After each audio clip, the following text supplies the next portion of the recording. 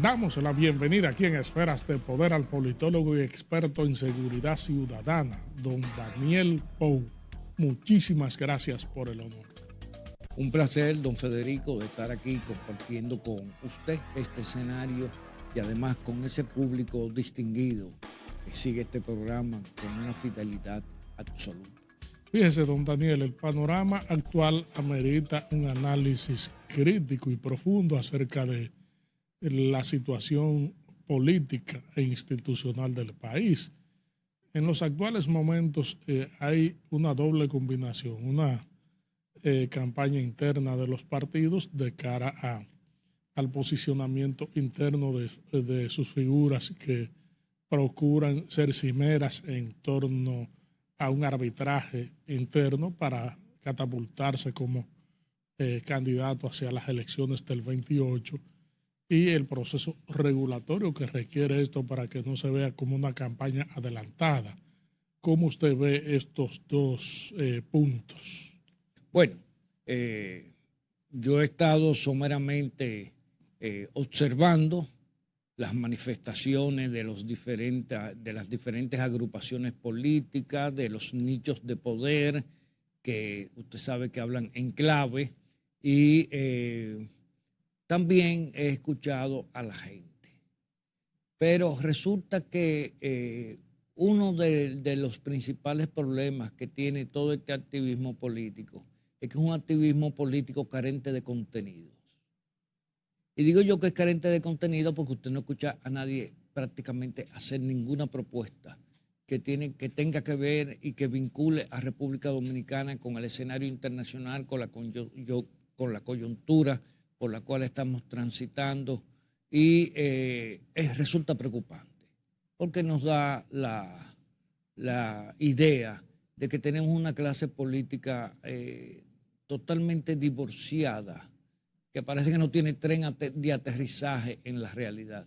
Mucha promoción personal de gente que prácticamente usted nunca lo he escuchado hablar de un tema profundo y de alto interés nacional y que se postulan como la mejor propuesta.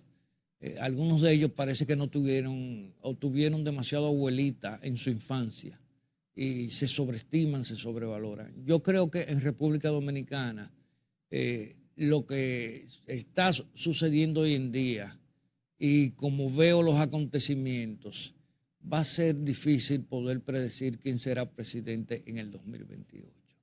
Porque también en ese trayecto puede surgir un outsider. Ahora mismo América Latina está llena de outsiders que han surgido. Ahora tenemos en Colombia un señor que gana la primera vuelta, no tiene una trayectoria política orgánica en términos de militancia y desplaza a un legislador que participa por un conglomerado fuerte en términos políticos, que es el centro izquierda, y que definitivamente pues acaba de dar una sorpresa, a pesar de que todo el mundo sabía que él contaba con mucho auspicio del gobierno de los Estados Unidos, de los sectores más conservadores de la sociedad colombiana, y además que sabemos que en estos momentos los discursos populistas, sobre todo los discursos populistas de derecha,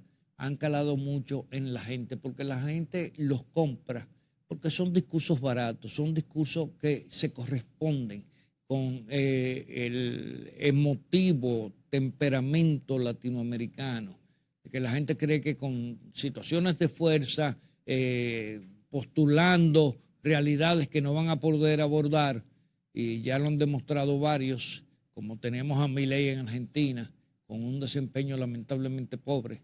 Argentina resultó el año pasado un país pobremente considerado para la inversión extranjera, que es un factor fundamental para poder relanzar Argentina, y que a final de cuentas van a conllevar otra frustración más.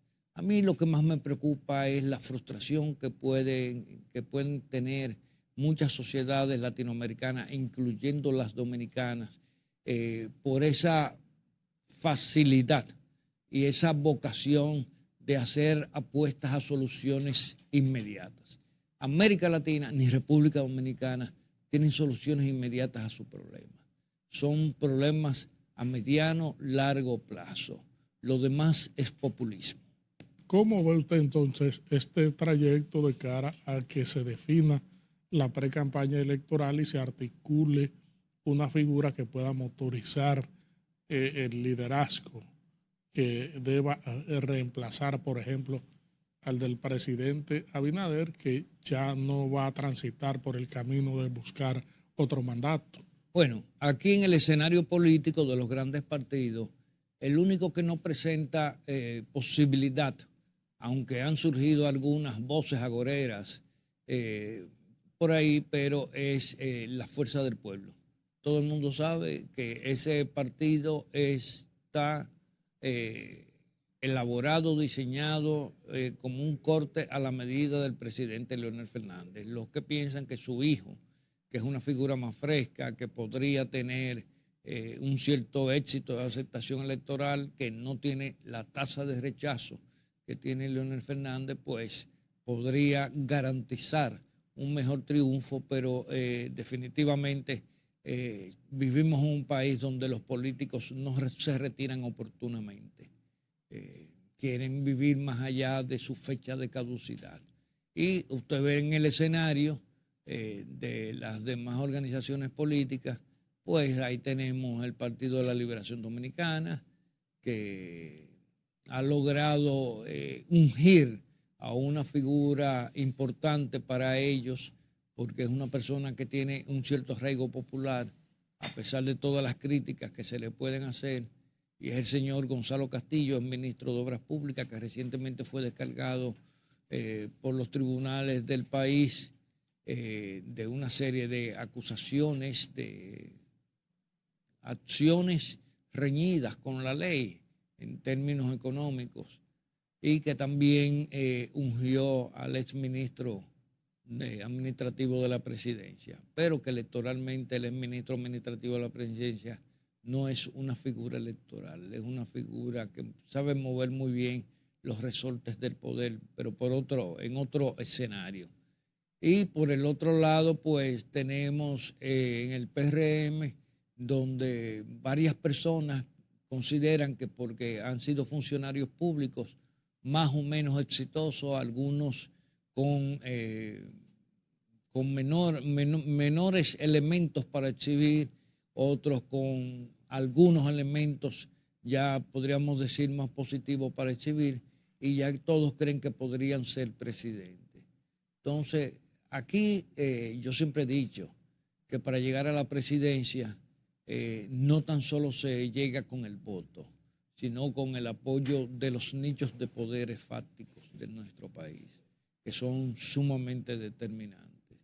Y por lo visto, dentro del PRM solo hay un candidato que, aunque es un candidato eminentemente localista de la capital, no tiene esa proyección a nivel nacional, pero por lo visto cuenta con el apoyo de los grupos de poder tradicional o con los grupos de poder que más relevancia tienen en este momento en la vida nacional, que es el señor Collado, actual ministro de Turismo, que tampoco se le ha escuchado hablar, no se conoce cómo piensa, uno no sabe con qué se identifica en términos internos y en términos externos, pero indiscutiblemente parece que es un candidato de los sectores conservadores y que va a tener un apoyo fuerte, quizás más fuera del partido que dentro del partido. ¿Cómo se perfilan entonces los tres partidos de cara a definir esa posición hasta que se abra la pre-campaña electoral formalmente? Porque Bueno, internamente los partidos han estado activando para posicionarse a nivel dirigencial. sí. Bueno, yo creo que en el caso del PRM es un caso particular. ¿Por qué es un caso particular? Porque el PRM llegó al poder sin ser un partido político. fue una agrupación política. Y cuando digo una agrupación y no un partido, porque el PRM orgánicamente, aunque fue realmente un desprendimiento del PRD, nunca ha dado muestra de tener la musculatura para manifestarse como una expresión política acabada en términos de partido. Pero ahí yo creo que hay que la dirección del PRM, lo que existe de dirección, tiene que tener tacto, porque hay muchas expresiones divergentes dentro del PRM y cualquier situación de tensión puede crear una fisura interna. Y una fisura interna no les permitiría alcanzar una victoria. Sobre todo porque hay sectores dentro del PRM que tienen cierta colindancia y ciertos hilos conductores que lo llevan a poder tratar de garantizar nichos de poder dentro de otras organizaciones que no son el PRM, sobre todo con el PLD. Eso es un tema que merecería un trato en términos de análisis de mucho mayor profundidad. No tenemos ese tiempo aquí. Pero está la fuerza del pueblo, que yo creo que ya creció hasta donde iba a crecer. Por valor propio no creo que vaya a crecer mucho más. Y por el otro lado tenemos el PLD, que tiene más visos populistas que las otras organizaciones, pero que ahora puede, sobre todo con la incorporación de Gonzalo Castillo, puede lograr atraer a muchos sectores que estuvieron disgustados con el Partido de la Liberación Dominicana desde la derrota del 2020. Sobre todo si pondera a un candidato con una imagen como la que tiene, no digo que sea buena, no digo que sea mala, pero que ha tenido mucha aceptación en términos de la población. Es un candidato popular, como Gonzalo Castillo. Entonces, está bastante reñido lo que es la proyección del día de hoy a las elecciones del 2028. ¿Cuál podrían ser los mejores candidatos o los candidatos con mayores posibilidades dentro de las diferentes organizaciones políticas? ¿Qué influencia entonces puede experimentar las figuras de los expresidentes y el presidente Luis Abinader en definir la candidatura de sus partidos? Mira, yo creo que los expresidentes y el presidente Luis Abinader deben de cuidar el redil donde están sus ovejas, porque puede irrumpir un lobo que le puede devorar sus ovejas. Y cuando hablo de un lobo, estoy hablando de un candidato, de un outsider, un candidato traído desde fuera, postulado por una tercera organización política y con los flujos populistas que se mueven, sobre todo patrocinados desde Washington, desde Estados Unidos, bajo el gobierno del señor Trump, podrían colocarle una figura incómoda a esas tres organizaciones que son los tres principales partidos de República Dominicana, y eso desdibujaría todo el panorama electoral en el 2028. Los candidatos alternativos regularmente, muchos no han aprendido en la historia del país, pero esos outsiders, como usted lo plantea, han surgido. Tenemos a Milei en Argentina. ¿Usted cree que puede replicarse eso en una coyuntura, en un escenario político heterogéneo en el país? Bueno, eso sí, eso va a depender mucho de las capacidades que tengan las organizaciones políticas de estar dispuestas a rendirse a los intereses de Washington. Regresamos en breve con esta interesantísima comparecencia con el politólogo y experto en seguridad ciudadana, Daniel Pou. que es una tendencia que marcan muchas encuestas. Yo creo que las encuestas son un instrumento válido. Es importante que sean realizadas por instituciones que garanticen cierta calidad. He visto algunas y lamentablemente los diseños me parecen horripilantemente malos.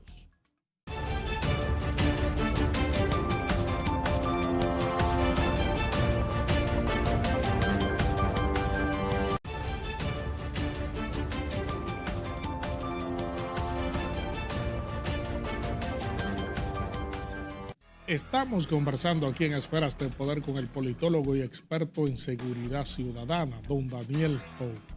Don Daniel, fíjese, a propósito del tema político, la Junta Central Electoral ha tratado de regular las encuestas atinentes a las mediciones que pueden perfilar, levantar el perfil y originar una tendencia política en determinados momentos. Sin embargo, la encuesta, como una metodología técnica, busca medir un momento. ¿Cómo usted evalúa esta decisión de la Junta Central Electoral? ¿Se apega a los procesos institucionales, habida cuenta de que en cualquier coyuntura se puede hacer una medición para ver cuál es el pensamiento de un determinado segmento de la población? Mira, a la distancia que estamos del proceso del 2028, ninguna encuesta en este momento puede vaticinar con precisión quién va a ganar, ni creo que tenga la incidencia para influir en el votante bajo el criterio de estímulo, de apostar al ganador, que es una tendencia que marcan muchas encuestas. Yo creo que las encuestas son un instrumento válido. Es importante que sean realizadas por instituciones que garanticen cierta calidad. He visto algunas y lamentablemente los diseños me parecen horripilantemente malos.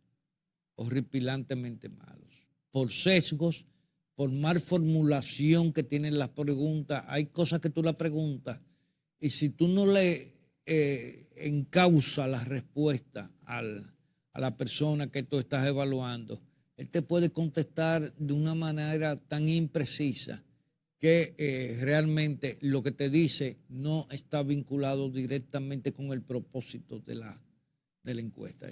Lamentablemente, muy baja calidad. Todo el mundo en este país ha sabido cuáles son las encuestadoras que han tenido la mayor aproximación de certeza durante los últimos 20, 25, 30 años en República Dominicana. Lo que veo es un apresuramiento de estar realizando encuestas, sobre todo en un país donde los candidatos sobredeterminan el triunfo o el fracaso de los partidos. Y eso ha estado más que demostrado. Si tú analizas las últimas elecciones, la mayoría de los candidatos se encontraban por encima de simpatía con relación a los partidos que lo promovían. Entonces, ese interregno de espacio es un tema que hay que trabajarlo con mucho cuidado. Yo creo que no estamos en tiempo de encuesta. Ahora yo creo que debe existir la libertad de hacer encuestas. Eso es un derecho. Eso no erosiona la democracia. Lo que erosiona la democracia es el clientelismo, la venta de curules, las ventas de alcaldía para la postulación. Y en eso que la Junta tiene que, sobre todo, hacer un esfuerzo ciclópeo para que las primarias de los partidos realmente reflejen la voluntad de la base de los partidos, de la militancia de los partidos, y que los puestos a promoverse no sean comprados con maletines de dinero, muchas veces de dinero espurio.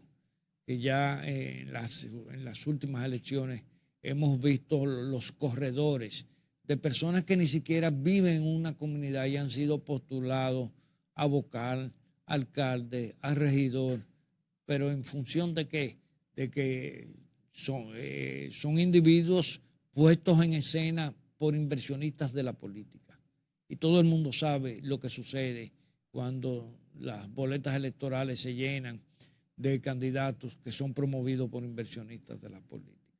En pocas palabras, don Daniel, hay que permitir que ese método siga ejerciéndose con plena libertad para medir el pensamiento político y de cualquier género. Y las tendencias. Yo elijo siempre algunas encuestas.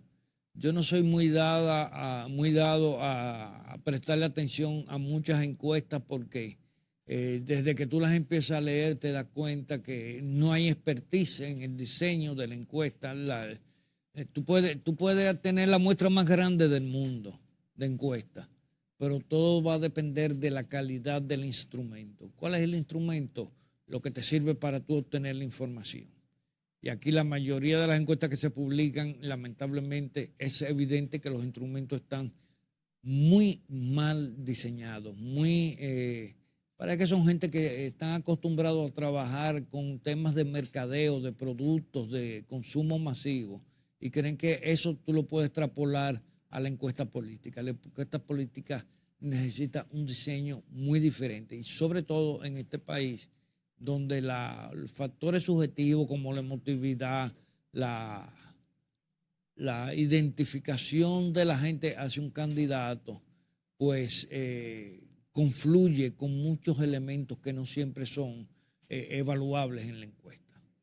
Entonces, yo por eso le digo cordura. Que hagan encuestas, sí, que hagan encuestas, que la publiquen, todo lo que sea. Ahora, todo el mundo, todos los expertos en este país saben qué encuesta leer, porque esas son las que te marcan las tendencias. Y aparte de eso, en esta oportunidad, con los problemas internos que hay en la mayoría de las organizaciones políticas, con excepción de la Fuerza del Pueblo, que hasta ahora la candidatura del doctor Fernández es un hecho irreversible, las votaciones podrían girar en uno u otro sentido, porque hay un factor que es determinante. El anclaje entre ciudadanía, entre votantes y partidos políticos se ha diluido prácticamente. ¿Por qué? Porque los partidos se han encargado de erosionar la democracia interna. Entonces, en función de eso, ya ahí no existen esas lealtades como antes, de que la gente estaba adscrita a una organización política y votaba con cualquier candidato que postulara. Hoy en día la mayoría, sobre todo las generaciones emergentes, no tienen esos anclajes políticos, no tienen esas lealtades y te pueden votar por cualquier candidato, aún situado en la antípoda de la organización política que él en un momento determinado puede signar como preferida. Te votan totalmente contrario. Entonces, los partidos tienen que cambiar, tienen que buscar candidatos que los acerquen a ese sector de la población, que son un volumen significativo, son los grupos etarios más importantes, porque existe otro tema que es una amenaza latente, y es que el nivel de abstención que se ha venido experimentando desde hace 3 elecciones en República Dominicana continúa y se extrapola al 2028, va a ser un proceso electoral muy poco consistente, muy pálido, muy poco representativo de la voluntad de las mayorías. No es posible que estemos eligiendo a un presidente con el 25, el 28% del padrón electoral. Eso no es democracia real. Don Daniel, por otra parte, es un tema que hay que abordar en términos de perspectiva y de la realidad existente.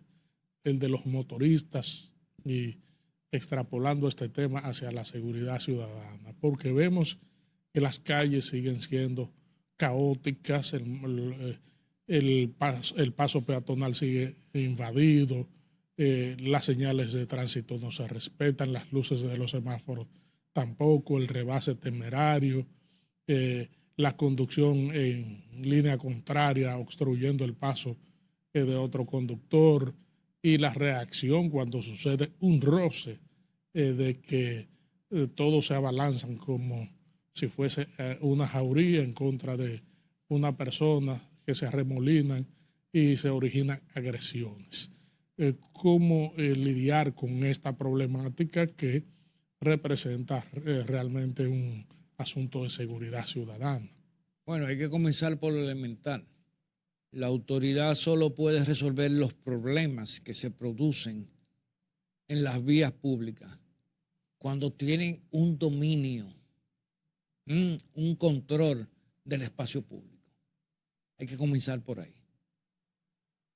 Y obviamente aquí en el área de tránsito no hay un control por parte de las autoridades de las vías públicas, definitivamente. Pues ellos pueden estar presentes ahí, pueden poner infracciones a personas como tú o como yo que nos paramos en el semáforo, que si nos mandan a detener ponemos la direccional y nos arrimamos a la derecha, porque esos individuos que se comportan como seres irracionales, fuera de la ley, fuera de todo control, han impuesto su impronta, su estilo de manejarse en las vías públicas.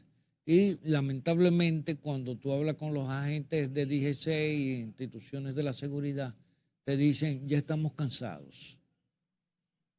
O sea, no hay, por lo visto, ni una legislación ni instituciones lo suficientemente robustas para imponer el orden en la vía pública.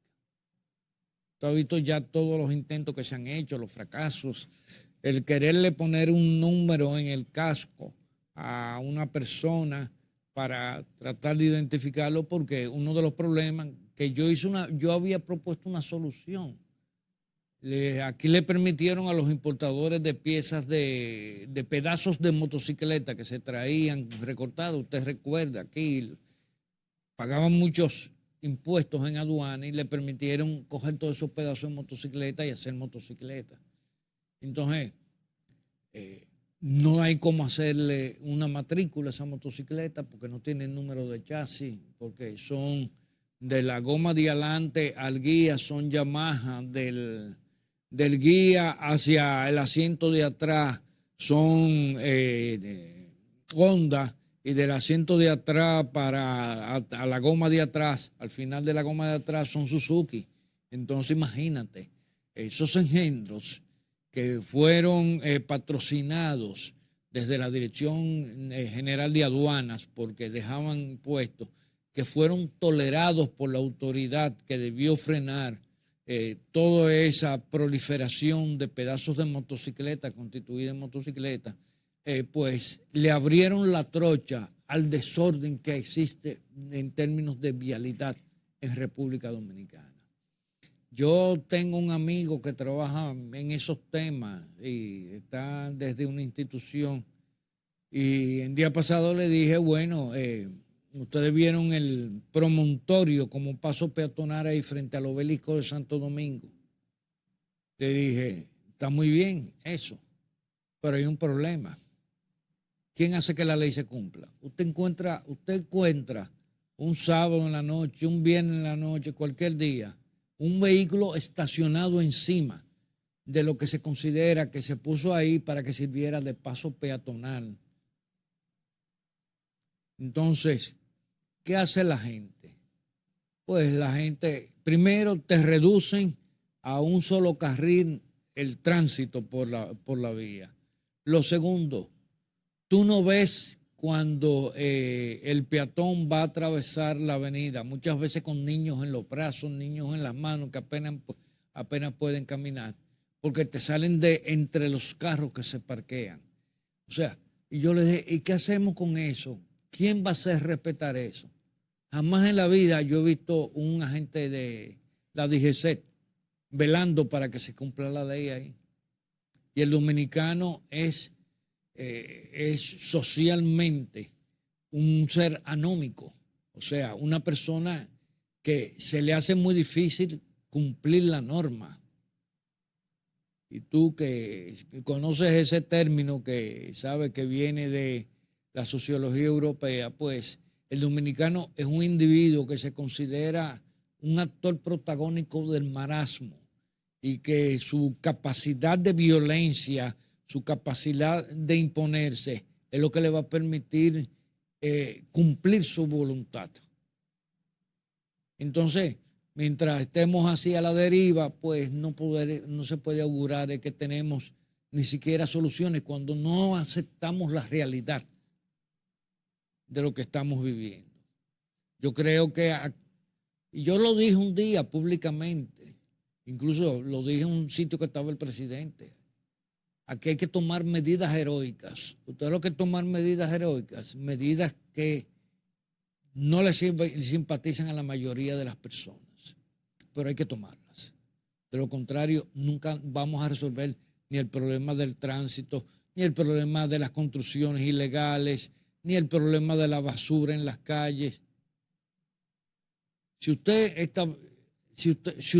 establece un punto comercial, usted no puede tener la misma condición que tiene una casa, un hogar, que es un elemento residencial, para un punto comercial. Usted tiene que tener un reservorio donde echar la basura, y esa basura debe estar en tanques, en fundas grandes de esas negras, no en 20,000 funditas que terminan regándola de esa de envolver en el supermercado.